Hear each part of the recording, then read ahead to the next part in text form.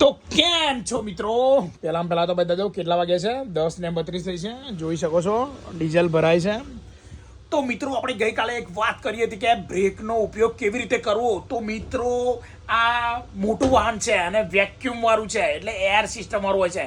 તો સૌથી પહેલા વાત કરું ને તો એક પેડલ નથી દબાવી દેવાનું. એક પેડલ નથી દબાવી દેવાનું. અહીંયા 1 2 3 4 5 આ રીતે મિત્રો દબાવવાનું રહેશે, બરાબર છે. અને બીજી વસ્તુ કે તમારે જો રસ્તામાં સડનલી ગાડી જતી હોય ને અચાનક ગમે તે કશું વસ્તુ આવી જાય છે તો ધ્યાનથી જોવાનું છે આજુબાજુ, અને પછી ધીરે રહીને બ્રેક એવી રીતે મારવાની છે કે મિત્રો કોઈને પાછળવાળો ઘૂસી ના જાય. નહીં તો અચાનક જ તમે બ્રેક મારી દીધી ને તો પાછળવાળો ઘૂસી જશે. પછી ત્રીજી વસ્તુ શું આવશે કે મિત્રો જ્યારે પણ તમે બ્રેક મારો ને ત્યારે ન્યુટ્રલ નહીં કરવાનું, બરાબર છે.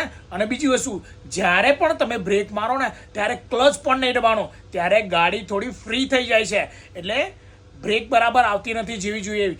એટલે શું કરવાનું કે ગિયરમાં ગાડી રાખવાની છે, ક્લચ દબાવવાનો નથી અને બ્રેક મારવાની છે. અને પેડલ કેટલા? 1 2 3 4 5, બરાબર. આ રીતે જ ઉપયોગ કરવાનો છે.